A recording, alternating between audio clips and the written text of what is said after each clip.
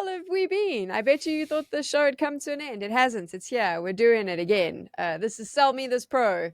We've just both been really busy with other stuff. But now we're back and we're going to hopefully have some more consistent episodes. And by hopefully, I mean we're going to actually record like 2 back-to-back today while we're recording this to make sure you can get 1 a week. My name is Sam. V-Dog is here. You know what the premise of the show usually is we tell you about an up-and-coming pro, we get you excited about them and let you know a little bit more about them if they're coming in from the tier 2 or tier 3 scene. Today, we're actually going to do something completely different. We're going to focus in on what's been happening in the tier 2 scene because drama. The MRQs are currently underway. B-Dog is commentating those. And we also want to talk a little bit about YaLLa Compass, which has just had the worst luck ever, which we'll get into. But first, B-Dog, how's it going? I thought that you had dropped me and had decided you didn't want to do this podcast anymore. That's not true. If anything, behind the scenes in our arguments of WhatsApp late at night where we're saying, no, we can't bring the show back, no one watches anymore.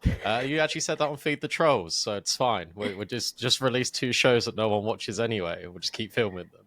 That was about Feed the Trolls. I was like, people ain't watching that. The viewership has gone down. Or Thorin told me that no one watches that show. I thought it was doing okay. Yeah, that hurt me really, because if no one watches that, then we're cooked. Like, well, that was, I think it was like the view. Like when he was insinuating the views weren't very good, I was like, you should see the rest of my YouTube channel. But anyway, enough about that. You know what? We do this for the love, not for the validation. But we would love it if you would comment.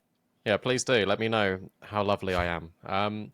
I think it's funny that you did open that with, we're going to do something different. I swear we do that every episode. Every episode it's like, we're doing something different, kind of fun, guys. Though. Yeah, it's fun. I like it. Got to change it up. So we do want to speak about what's been going on. Let's focus in on YaLLa Compass. That's kickstarting, at the time of recording, within 24 hours. And what... Yeah. What a hot mess that has been. I'll go all the way back. So obviously Valve now has these rules where you have to declare your tournaments like a year before or whatever it was. They declared a LAN in Doha, Qatar, which was meant to happen this coming weekend. It was all scheduled. And then I think, I don't know if my timeline is correct. So a lot of this is based on news reports and full disclosure, I was hired to work the event. So some of this, the timeline is a little bit all over the place, but I'll give you some insiders. The LAN was going ahead, and then obviously IEM Melbourne was straight afterwards. But there is a direct flight from Doha to Melbourne. But my understanding is ESL then said, cool, we need teams here at this date. So YaLLa then moved their entire event up to accommodate teams that wanted to get them or were invited to compete in Melbourne as well. So they would do, if I'm not mistaken, and again, I may be, but they were going to do their semifinals and the final all on the same day so as to free up the Sunday to get teams on that flight to Melbourne, which super frustrating for a tournament organizer. Like, I don't think people realize the logistics of all of that. You've booked this event, you know you're going to be in an arena or like a public venue. You plan all of that, and then you have to move stuff to accommodate. But you do that because everyone's trying. Well, everyone is trying to help everyone else, right? To make sure you can get to the event. And then YaLLa was trying. YaLLa was trying. So they do this. So they've got their list of invited teams, and then they've obviously got their closed qualifier. And after all of this is announced, with the closed qualifiers and the dates are all set, Valve then announces that the MRQs are happening slap bang in the middle of, or leading up to, they'll be on top of this LAN event. But the closed qualifier, I hate VRS because it confuses the shit out of me. The closed qualifiers will be the last tournament before the VRS cutoff to determine who makes the major. Is that correct? Yeah, so basically for the YaLLa Compass event, there was closed qualifiers to YaLLa. That last tournament, that closed qualifier, was the last chance for you to get VRS points for those MRQs, correct? There we go. So that's the situation you are now in. So at the end of the closed qualifiers, YaLLa goes, cool, these are the teams that have qualified to LAN. But also because these teams have now qualified to LAN and got certain results during our closed qualifiers, they can now compete in the MRQs. So of course, all these teams are like, but then I think this is where the disparity comes in. Some of these teams knew coming into the closed qualifiers for YaLLa Compass that if they qualified for the LAN, that would be enough to get them into the MRQs. So they correct. played the closed qualifier, knowing full well that they were never going to play the LAN. That is the situation we were in. They played a closed qualifier for a LAN event, fully aware that if they qualified, they weren't planning on going to the LAN event, because obviously to play in the MRQs, you need to be in Europe or North America or wherever it is your region is. You can't be in the Middle East playing on LAN. And this is where like YaLLa kind of got screwed, right? Because they basically run these closed qualifiers. I think it was 5 out of the 6 teams turn around and go, cool, thanks very much. We're not going to be coming to LAN. So we've qualified. We're not coming. So now what do? Do you invite the next 5 teams, which are literally the 5 teams that didn't make it through the qualifiers, to have this like super substandard events? And then you've still got teams that you've invited, like Astralis, who are now not going to play. They're not coming because they've now got to play the closed qualifier. They've got to play the MRQs in Europe. Yeah. So you're stuck with a situation where you don't have good teams, which means people aren't going to want to watch it. You're going to spend all this money on a LAN. You can make it as super entertaining as you want from like a broadcast point of view, but if the games aren't where people want them, plus you're competing with the MRQs, which people are going to want to watch. So YaLLa, less than 2 weeks before, has to move their whole, they don't have to move online. They could have just cancelled, but they chose to move it online because they obviously had prize money and stuff as well. But it's really like kind of screwed them over because now they're online, which is for most people now not that interesting. You'll see a lot of the teams that they had originally invited then pulled out because it's now online. Like basically YaLLa just got completely screwed over by the major, which makes no sense to me, B-Dog, because I feel like if your closed qualifiers were the determining tournaments as to who could make the MRQs, there should be some sort of rule in place where Valve turns around and says, okay, cool, if you make it through the closed qualifiers and then choose not to play in the LAN, you don't get the points from the closed qualifier. That's, I don't know. I don't know. What do you think? I think that there's so many inconsistencies with VRS that everyone is to blame a little bit, but ultimately Valve has got this rule about announcing tournaments so many times in advance, so stuff like this isn't supposed to happen. Well, I've got bad news for you, because the MRQs get announced way too late, whether that's through Valve, whether that's through Blast. I imagine it's through Valve because Valve sanction all the majors. Also, where's the tournament announcement for our second major of the year? Valve? Like, it's the same thing. So I actually put more blame on Valve here, because surely you look at the calendar. I know that Valve are working with HLTV. If you go on their GitHub, it says all like their data is in accordance with HLTV and the like. And it's not hard to go on HLTV and look at all the events that are taking place. You have to be in the loop and in the know of what's going on, because all these tournaments have to write to you in the first place to give you the tournament dates so they can announce them to be in line in accordance with the standards you've set at the start of the year. But if you're not following your own standards, that's where you've got issue, and that's why we've got this overlap. And it's not fair to YaLLa, first and foremost, because the situation where they had to potentially move the semi-final and the grand final, that's still all cost logistics. That's all flights being changed potentially. That's also a day of the venue potentially now having to, you're still going to pay for that. You can't get a refund on one day of the venue, but they're willing to do that. That's fine. Like that's their choice, because they've had that communication with ESL and YaLLa. Fine, it sorted itself out. But then the MRQs is a Valve thing, and then having the teams having to play the VRS event, the closed qualifier, to get you into the MRQ. It makes sense to a certain extent, but also it doesn't at the same time, because why would you have the closed qualifiers influencing the MRQs when the MRQ and the actual event overlap? That doesn't make sense. So it's all muddy waters, and it has been for teams, for players, for broadcast talent, for TOs, ever since VRS came in. And even like even when you want to have a clear communication of what's going on, you don't know. The Valve ranking system, the points were determined by 4 factors at the start of the year. Now it's down to 3. And the only reason we know about that is because I'm refreshing the GitHub. And by the way, I don't even know how the GitHub works. And I still don't understand how it works. Like, why can't I just have a website? Why can't it be on the Valve website? Like, there's all these things that are just really annoying about VRS. But to me, actually, it is probably a bit of everyone, because it's a bit not okay to just play in the closed qual and then withdraw from the event. That's a bit scummy. It also does just sort of ruin your relationships with TOs down the line. But do people care about that now to a certain extent? Because you have to be invited based on your VRS ranking. It's actually not on like business relationships anymore to a weird extent. So if I've got enough VRS points, we're going to have to be friends whether you like it or not. So it's a bit scummy from the TO, from the orgs, to be honest. But like, I mean, what can you do? Like, they want to qualify to the major, so it's a bit on them, but it's also a bit on Valve, because it's like, why are we organising MRQs here? Like, what are we doing, guys? Well, I was obviously at PGL Bucharest, so I got to speak to some of the teams that had made it through the closed qualifiers to play in YaLLa, and they were doing everything in their power, working with YaLLa and trying to communicate with Valve to find a solution, because they wanted to Yeah, play that's fair. the LAN.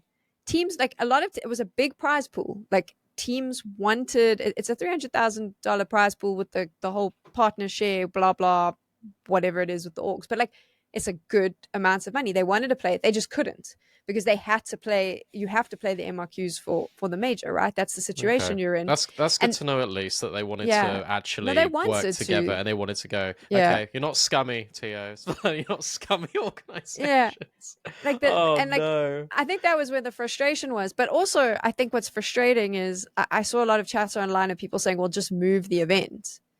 Okay, but you have to. There's all these new rules now. You have to give like a year's notice. You can't just move it unless But also, it's you all the can't. money as well. Like, it's like, oh, can we move the event? Yeah, okay. Well, it's going to cost you. You're gonna have to hire it for those dates.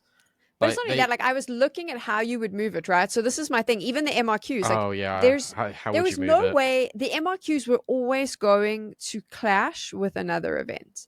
Now, personally, I would have argued that maybe MRQs should have clashed with something like IEM Melbourne, where the majority of teams playing the MRQs are tier 2, tier 3. They aren't going to be in Melbourne. So, like, Yeah, that makes let it sense. let it clash with a quote unquote tier 1 tournament, because then they're not losing out on those opportunities. I think it's really sad that the MRQs decided to clash with a tournament that actually was allowing like tier 2, tier 3 teams to potentially qualify for LAN, right? I think we even saw Exist from NIP talking about how shit it was that like teams that qualified said they weren't going to go, when there were teams like NIP that would kill to be at the LAN, right? So if we maybe the MRQs should have been pushed out a week.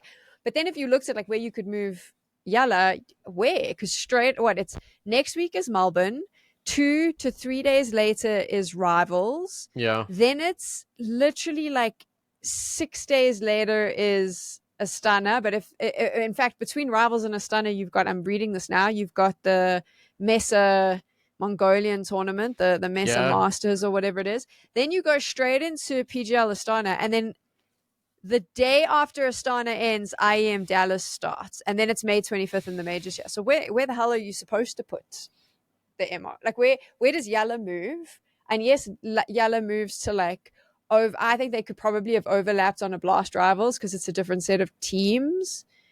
But obviously they got to get that permission, and now it's like last minute and they're changing. Or the MRQs have to overlap with an IEM Melbourne, or there has to be an overlap. And anyway, basically, lots of people got screwed in all of this. Yeah, And they did.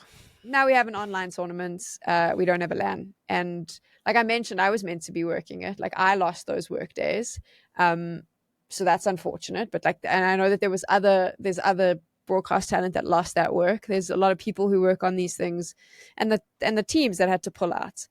But anyway, that is what it is. We're not here to complain. We're just trying to showcase to you what a crazy mess it is. Fans get fed, right? They just get to eat all day, every day, Counter-Strike nonstop.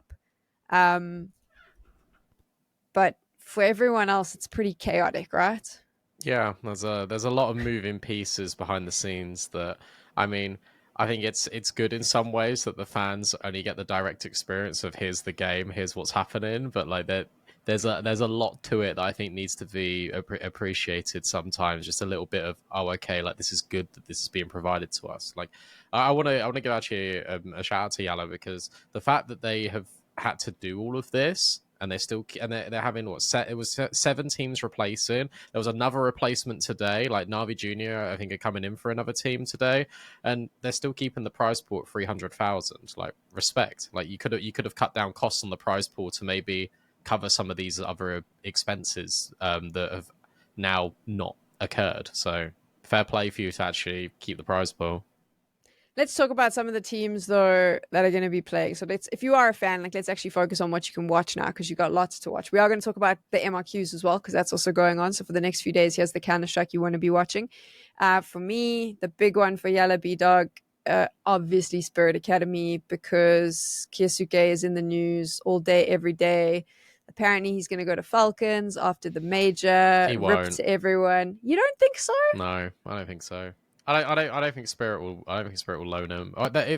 Sorry, I don't think Spirit will sell him. If he goes to Falcons, it's a loan.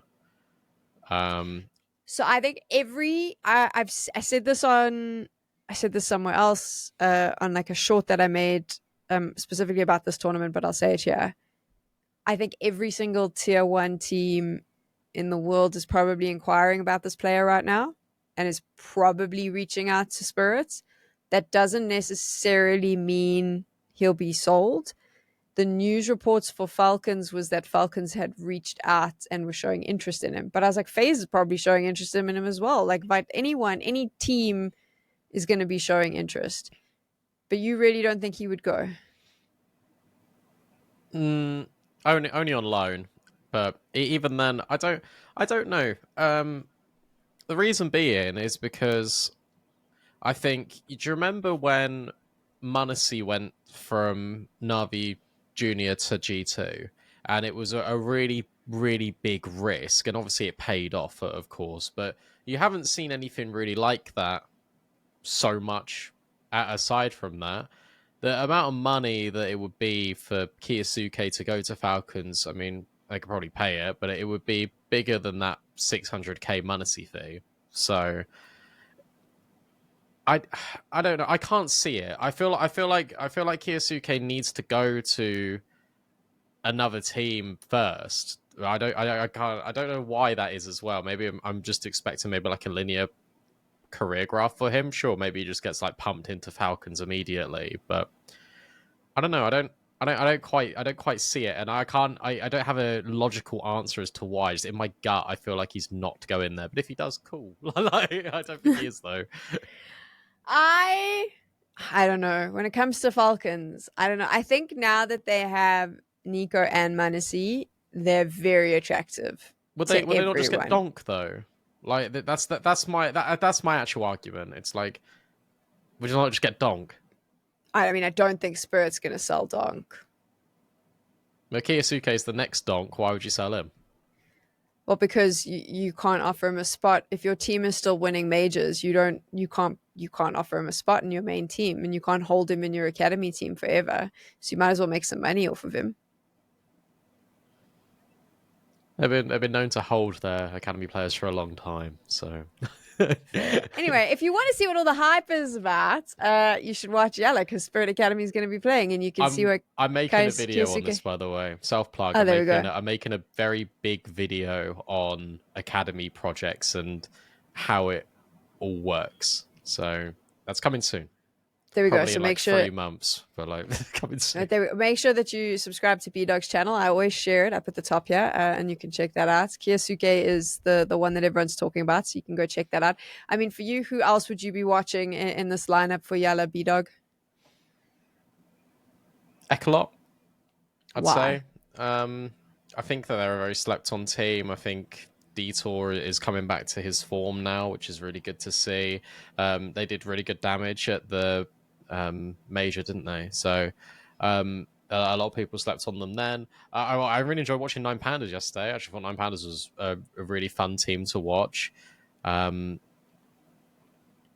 Sam, I'm useless this episode. I don't know. I really feel like I'm just fucking everything up that I'm saying. I So just I'm feel like leaving that in because I have to explain to you. B Dog has been working like back to back to back. He's casting the MRQs at all hours. If you've watched the MRQs, you know it's a long day for my friend B Dog. And I was like, dude, my plane lands in the morning. We're recording these episodes, and he never says no. He's always like, yeah, we'll do it.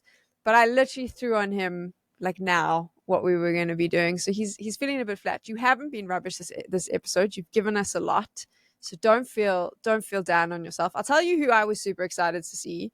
It was Passion UA, well, because they they're have not this there like anymore, are they? yeah, I know. Thanks for like ruining that. This is like the story of YaLLa, man. Like as you get excited, they're like, no. So Passion UA was exciting to me because they brought in Waratsuke and Demka, which giving me like old school Monty vibes. I did ESL Challenger all of last year and a little bit the year before, so I had like seen a lot of Monty with that iteration. And then they brought in TC as a coach, obviously South African. So there's always that Oh sort of yeah. yeah. So TC is like I've known TC for a long time, and I've only ever known TC working with JT, who obviously is the IGL from Complexity. I've never seen TC work with another IGL. And You got inside knowledge on this? I can tell you that JT has never worked with another coach other than TC pretty much his entire Oh, competitive career. respectfully, don't care about JT at the moment. Care about Passion UA and TC. So, like, have you spoken to TC? You got that South I African link up? I have not had time. He was meant to No. come. He was meant to come on a podcast. He was actually meant to come on a podcast, and then he got sick. He could come on this So one. I know we should actually get him. So I tell you what, I'm gonna get TC for the next Sell Me This Pro. I'm pretty sure he would come and chat to us. So let's do that. And if you like that, you can let us know in the comments. But I haven't had a chance to chat to him. I have giant concerns. Now we're going to talk about Passion UA, who's not even in this event, but I do have concerns about this It's okay, because just let's go. what's going to happen? Because I mean, there's going to be. I've seen this with Barry. Obviously, when he came into Saw, we had the same concerns and it worked. But like TC, my understanding, he speaks English and Afrikaans, which is a South African language that's very similar to Dutch. Yeah, I think comms within the team that might be a little bit tough. they all speak English. But I mean, in the heat of the moment, are they going to be speaking English? Yeah, but no, but it won't be. So I've seen this before, and I'm gonna come at this from a really armchair fan approach now, which is classic for everyone that watches the football and they feel like they've got an opinion about everything. Obviously, I don't. This isn't going to work directly in the server, but I imagine TC is going to be a lot more hands off to start with in the server, and it's going to be very much like theory, ideas, what worked, what didn't, analyzing, working really closely together with the in-game leader, working really closely together probably with Waro as well into developing him. And then in the game, yeah, they'll communicate not for TC's benefit, but TC can obviously just watch the game and see what's happening as well. And when you're standing behind them and having a little look, and the reason why I say behind them as well is because Passion UA, all of like 2024, they were on like this mega boot camp. And yes, it's different players, but they were on this mega boot camp. They lived to go for like 8 months to make the major. It was actually ridiculous and probably a bit unhealthy. But they've got the facilities. So like I imagine they're probably going to use that as well. And like TC will probably be there. So you can pick up on body language. You can also just see like 5 monitors and understand what's going on. So you don't really need too much context into what they're saying because you can see it happening in real time. So I think they'll actually be okay. It will probably be a little bit slow, right? But I think that communication thing will be okay. What do you think of the new pickups and what they've done to that team? Because it is basically like a rebuild, right? Oh, it's a completely new team, isn't it? Yeah. Because look, you've got Topper in here who used to play for ICLA, used to play for Navi Junior like ages ago. Um, I don't really have an opinion on Topper. I can't lie. I've not seen him play like all that much. I know Kavem's pretty good. So, like again, used to play on ICLA, has got previous experience playing with Topper. You got the Waro Demka link up. And then you got Jacasmo, who's the only player surviving here. And I really rate Jacasmo highly. I rate Demka quite a lot. Waro's pretty decent, has worked with Kavem before in obviously that drillers project. So I think they're all friends. I feel like they're gonna understand what it is to play with each other, and the fact, I think it speaks volumes more than anything that Demka left Monty to join this, because I thought Demka was going to be at Monty forever, and it would take a really a project that is sort of quite literally his passion, and that is playing with fellow countrymen. So it makes sense for him to go here. I think it was a really cool signing when it was announced, and it was actually probably one of those signings that was right in front of your face, and you should have expected it, but I didn't, and I was a little bit surprised. But I think good on him, and I think this team will do well. I don't think they'll live up to the heights of Passion UA right now, because obviously they made a major. They were looking really good in Tier 2. They've been completely picked apart. They've got a brand new identity now, and they've got a brand new coach. And they lost Kane. I think Kane was actually a really big part of that Passion UA mantle behind the scenes. And him moving on to TNL, I think it is now. I think they will actually start to do really good. I think Kane's a very hot commodity, and he'll be missed. But I think TC will be doing a good job too. I mean, they wouldn't have. I wonder how that happened. That's what I'm really curious about, how he's Okay. ended up there. So let's get that one. I'll drop some messages, hook that up for next week if you're watching. Hopefully we'll get that very, very soon. Just to wrap up on the YaLLa conversation, for me, ENCE, also a team that's in the mix here, could be a good run for them. I think that there is some decent competition, but I actually think that they could go pretty far. I'd like to see more from this ENCE team. It Yeah, is don't still we all? Glaive. Yeah, and it's SDY, and I'm like, do something. You know that meme of the The dude with guy the with the stick? stick. Yeah, Yeah, that's how I feel with ENCE and yeah. Nip. I'm always like, do something. That's how I feel about Ents quite a lot. In terms of recency bias, in terms of teams I've literally watched at the MRQ over the last like 48 hours, Metasport insanely good. Metasport currently one best of three away from making the major. Same with Namiga. Namiga's Counter Strike. I always seem to. I said it on broadcast yesterday. It's like I always seem to dodge watching the Namiga games somehow. I don't know why. Whenever I cast tier 2 tournaments, I'm never put on them, so I don't get to see them. And I'm like, oh, these guys are like really fun to watch. Sway is an absolute baller, like such a beast. Metasport's T sides yesterday was some of the most thoughtful and well crafted Inferno T side rounds I've ever seen in my life. Like genuinely, the best and underrated team right now, in my opinion. And I called them a sleeper team on the broadcast yesterday, and I had the sports psychologist of Metasport DM me going, haha, when they won. So I'm never gonna not doubt them again. I actually think Metasport have actually got a really good outside chance of winning that whole event. Nice. Okay. So now you brought it up. Let's talk about it. The MRQ is currently underway. B-Dog is commentating, by the way. So make sure that you watch when he is talking with our other friend, Lucy. Give them some support. Lots of love in the chat. All of that good stuff. But tell me, so far, I mean, the MRQs have been a little bit crazy, friend. It has Wild. been a little bit, yeah, a little bit wild. Like a lot wild. What the fuck? I know it'll be fun is because I'm sort of in it and you're coming at it from a different POV. Tell me what you want to know, and I'll tell you what I've seen / what I think. Okay, who do you think is definitely making it through? Well, probably the teams that are 2-0. Helpful, helpful, helpful. Yeah, Namiga. I think OG are probably just gonna beat Metasport now. I've just glazed Metasport quite a lot.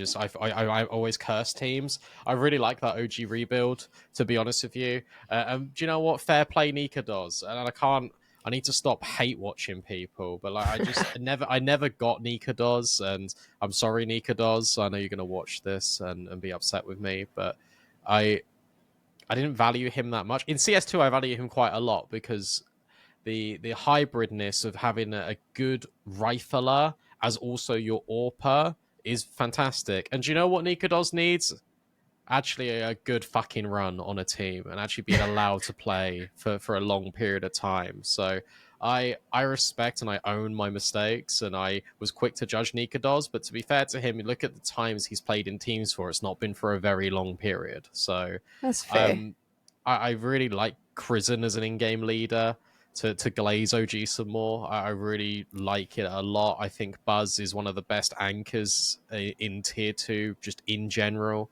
So the team's got all the right components. It's got that Danish core now as well, which I don't know why for me, but I feel like having a core of the same nationalities just makes your team better, and there's no reason for that either. But that's what I think. And What's they're happening? I they're mean, looking I really have to good. ask you this: what the Yeah, hell is go. going on with Gamer Legion, man? I imagine it's just a classic Gamer Legion slow start to play in a major, going 0-2 and then winning every single best of three. Also, you got to think that they were just at playoffs and then they had to travel, and you're going from LAN to online to LAN again, and then as soon as they finish this event, they're going to go to Melbourne. Like there's an awful lot going on for them right now, and they probably didn't underestimate their opponents, but in the same breath, they probably looked at this and just thought, "Oh, we're just going to win." So now suddenly you're left scrambling. You've got to prepare for best of three after best of three. But let's be real, the teams that are higher seeded in VRS are more likely to do better in the best of threes anyway. I thought it was more surprising that they lost to Fnatic than Namiga, for what it's worth. I thought Fnatic were going to probably lose when I saw that matchup, and then they beat them on Anubis, and it looked really comfortable. It was good to see Blamef and Matty's playing well. But I think ultimately the MRQ. I saw a comment on HLTV actually in the forums earlier, and they said, "Is it just me, or does the MRQs not feel as hype because you haven't got the tier 2 people playing against the like tier 1 guys, and there's a chance of an upset?" And I hear what you're saying with that, but it is also the same premise of the top dogs of tier 2 will be more susceptible to losing BO1s versus other teams in tier 2. And also tier 2 is just a wild west of anything goes, and absolutely anything can happen at any time. Anyone can beat anyone. It just depends what side of the bed you wake up on sometimes. So I actually think this is more interesting to me and more exciting because I guess have got an equivalent of another CCT event, but it means more because you're qualifying for the major. See, I don't think it is like that. I disagree with you. I actually think that I know it's not the same as like the original RMRs because you don't have the tier 1 teams, but there was proper like squeaky bum time coming in when teams were waiting to see if they were going to get, like, Astralis does not want to be in the MRQs. Like Yeah, no no, one agreed. wants, none of those like sort of tier 1 but bad sometimes teams wanted to be in the MRQs because, like you said, it's best of ones. Some of these tier 2 teams do crazy shit. Like, it's wild. It's the Wild West. Like, there's a very good chance Astralis doesn't make a major. Again, I don't think people realize how bad that is for that organization They're as a 2-1 whole. now. I think they'll be okay. I mean, They the just beat Astralis ENCE. hate.